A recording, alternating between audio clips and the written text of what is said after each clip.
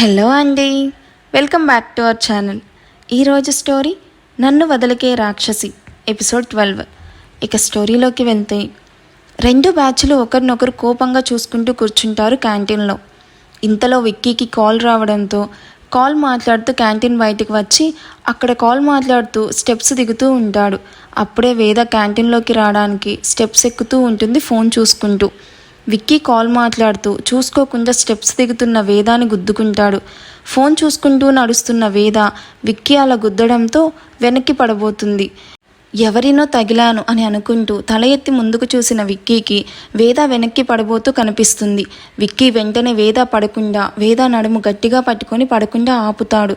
పడిపోయాను అనుకున్న వేద విక్కీ పట్టుకోవడంతో సరిగ్గా నిల్చుకొని విక్కీ వైపు కోపంగా చూస్తూ విక్కీ చెంప మీద గట్టిగా కొడుతుంది. విక్కీ షాక్గా వేద వైపు చూస్తూ ఉంటాడు. ఇంతవరకు ఎవ్వరు చిన్నప్పటి నుండి తనని ఎవ్వరూ కొట్టలేదు. సురభి గారు కూడా ఇప్పటి వరకు కొట్టలేదు. అలాంటిది ఫస్ట్ టైం వేద అలా కొట్టడంతో షాక్గా వేద వైపు చూస్తూ ఉంటాడు విక్కీ.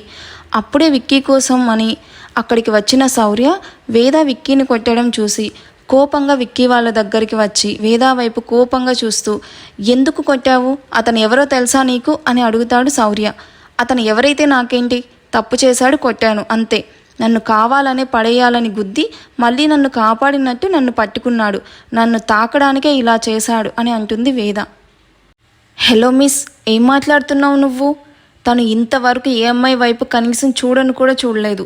తను ఈ college topper and football game champion. తన వైపు ఒక్కసారి చూసినా చాలు అనుకునే అమ్మాయిలు ఎంతమంది ఉన్నారో తెలుసా నీకు అని శౌర్య అంటే, తను ఎవరైతే నాకేంటి, నాతో తప్పుగా బిహేవ్ చేశాడు, కొట్టాను అంటూ కోపంగా క్యాంటీన్లోకి వెళ్తుంది వేద. ఇదంతా అక్కడే ఉండి చూస్తున్న రిషి అండ్ వాళ్ళ బ్యాచ్ అంతా విక్కీ వాళ్ళ దగ్గరికి వస్తారు. గేమ్లో గెలవడం కాదు, ముందు అమ్మాయిలతో ఎలా బిహేవ్ చేయాలో నేర్చుకో అని రిషి అంటే, నీకు సంబంధం లేని విషయం, నువ్వు వెళ్ళు అని శౌర్య అంటాడు. వెళ్ళకుంటే ఏం చేస్తావు నువ్వు, అయినా ఒక అమ్మాయి చేత కొట్టించుకున్నాడు నీ ఫ్రెండ్ అని రిషి అనగానే రిషి పక్కనున్న రిషి ఫ్రెండ్స్ అందరూ నవ్వుకుంటూ ఉంటారు. రే అంటూ రిషి దగ్గరికి వెళ్ళి రిషి చెంప మీద కొడతాడు శౌర్య. రిషి కూడా శౌర్యాన్ని కొడతాడు. రిషి శౌర్యాన్ని కొట్టగానే విక్కీ కోపంగా రిషి దగ్గరికి వెళ్ళి రిషి కాలర్ పట్టుకుంటాడు. రిషి కూడా విక్కీ కాలర్ పట్టుకుంటాడు. ఇంకా రెండు బ్యాచ్లు కూడా కొట్టుకోవడం స్టార్ట్ చేస్తారు. క్యాంటీన్లో అంతా గోలగోలగా ఉంటుంది. క్యాంటీన్లో నుండి అందరూ బయటకు వస్తారు. వేద కూడా బయటకు వస్తుంది. వీళ్ళ గొడవ కాలేజ్ అంతా పాకి కాలేజ్లో అందరూ వీళ్ళ చుట్టూ చేరుతారు. ఈ న్యూస్ తెలిసి ప్రిన్సిపల్ అక్కడికి వస్తాడు. విక్కీ రిషి ఇద్దరు ఒకరి కాలర్ ఒకరు పట్టుకొని కనిపిస్తారు. కోపంగా స్టాప్ ఇట్ అంటాడు పెద్దగా అరుస్తూ ప్రిన్సిపల్. ప్రిన్సిపల్ అలా అరవడంతో అందరూ సైలెంట్గా కామ్గా నిలబడిపోతారు. విక్కీ రిషి వైపు కోపంగా చూస్తూ, ఇది కాలేజ్ అనుకుంటున్నారా లేదా చేపల మార్కెట్ అనుకుంటున్నారా, అయినా స్టూడెంట్స్ అయ్యుండి ఇలా బజారు రౌడీలాగా కొట్టుకుంటున్నారు అంటూ విక్కీ రిషి వైపు చూసి, మీరందరూ నా రూమ్కి రండి అని చెప్పి కోపంగా వెళ్ళిపోతాడు ప్రిన్సిపల్. ఒకరి వైపు ఒకరు కోపంగా చూసుకుంటూ ప్రిన్సిపల్ రూమ్ దగ్గరికి వెళ్తారు. రూమ్ దగ్గరికి వెళ్ళాక ప్యూన్ విక్కీ రిషిని మాత్రమే లోపలికి రమ్మని చెప్తాడు. విక్కీ రిషి ప్రిన్సిపల్ రూమ్లోకి వెళ్తారు. ప్రిన్సిపల్ కోపంగా అటు ఇటు తిరుగుతూ ఉంటాడు. ప్రిన్సిపల్ ముందు తల వంచుకొని నిలబడతారు ఇద్దరు. ఇప్పుడు నా ముందు ఇలా తల వంచుకొని నిలబడి లాభం ఏంటి, ఈ బుద్ధి మీకు ముందే ఉండాలి, మీ అందరు ఇలా చేస్తారని నేను అస్సలు అనుకోలేదు అని ప్రిన్సిపల్ అంటే, సార్ విక్కీని ఒక అమ్మాయిని కావాలని గుద్ది పడేయాలని చూశాడు అని రిషి అంటాడు. రిషి, ఇంకొక మాట నీ నోటి నుండి వస్తే నేనేం చేస్తానో నాకే తెలియదు అని విక్కీ అంటే, షటప్, ఆపండి ఇద్దరు, మీరు చేసిన ఈ పనికి మీ ఇద్దరిని 1 వారం రోజులు కాలేజ్ నుండి సస్పెండ్ చేస్తున్నాను అని ప్రిన్సిపల్ అంటాడు చాలా కోపంగా. ఇద్దరు కోపంగా బయటికి వస్తారు. శౌర్య విక్కీ ఎదురుగా వచ్చి, రే సార్ ఏమని చెప్పాడు అని అడిగితే విక్కీ రిషి వైపు కోపంగా చూస్తూ శౌర్యకి ఆన్సర్ ఇవ్వకుండా పార్కింగ్ దగ్గరికి వెళ్ళి తన బైక్ స్టార్ట్ చేసి వెళ్ళిపోతాడు. శౌర్య కూడా తన బైక్ తీసుకొని స్టార్ట్ చేసి విక్కీ వెనుకనే వెళ్తాడు. రిషి ఫ్రెండ్, రే రిషి సార్ ఏం చెప్పాడు అని అడిగితే 1 వీక్ సస్పెండ్ చేశాడు అని చెప్పి అక్కడి నుండి వెళ్ళిపోతాడు రిషి. అప్పటి వరకు అక్కడే ఉండి అంతా చూస్తూ ఉంటారు వేద ఫ్రెండ్ హేమ. వేద వైపు చూస్తూ, చాలా తప్పు చేశావు, విక్కీని చాలా తప్పుగా అర్థం చేసుకున్నావు అని హేమ అంటే, హే చాలే ఆపవే, నాకు తెలుసు అతను ఎలాంటివాడు, నాకేం నువ్వు చెప్పక్కర్లేదు, పద క్లాస్కి వెళ్దామని వేద చెప్తుంది. ఏదో ఒక రోజు నువ్వే తెలుసుకుంటావులే నీ తప్పు, ఆ రోజు నువ్వే బాధపడతావు అని అనుకొని వేద వెనుకనే క్లాస్కి వెళ్తుంది హేమ కూడా.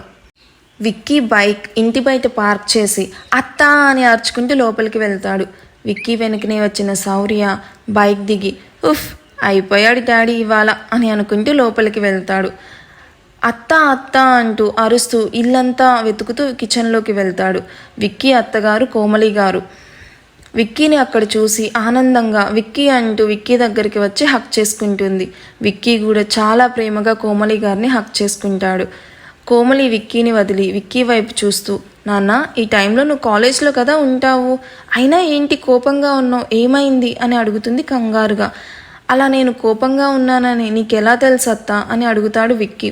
నేను నిన్ను చిన్నప్పటి నుండి చూస్తున్నాను, నువ్వు ఎప్పుడు ఎలా ఉంటావో నాకు అన్నీ బాగా తెలుసు అని చెప్తుంది కోమలి గారు. విక్కీ ఐ లవ్ యూ అత్త అంటూ కోమలిని కిస్ చేస్తాడు.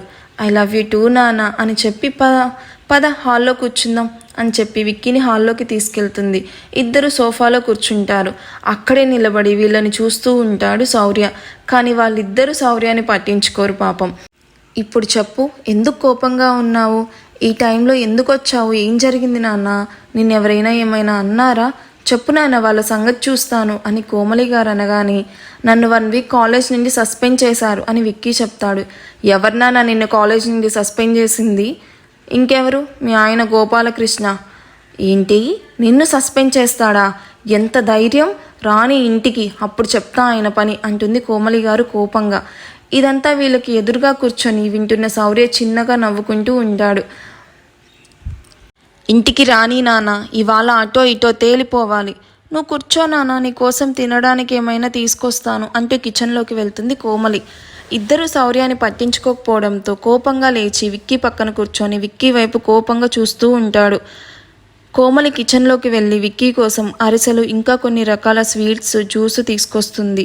తిను నాన్న అంటూ ప్రేమగా విక్కీకి తినిపిస్తూ ఉంటుంది కోమలి.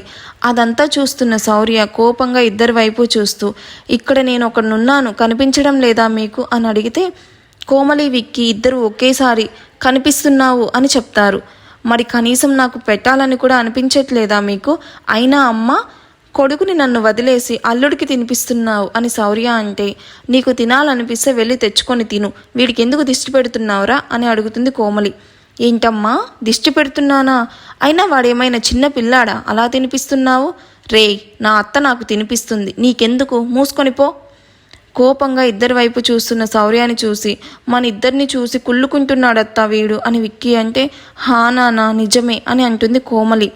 మీతో మాట్లాడటం నా తప్పు, ఏదో ఒకటి చేసుకోపోండి, నేను పోతున్నా అంటూ తన రూమ్లోకి వెళ్ళిపోతాడు శౌర్య. ఇద్దరూ వెళ్తున్న శౌర్య వైపు చూసి నవ్వుకుంటూ ఉంటారు.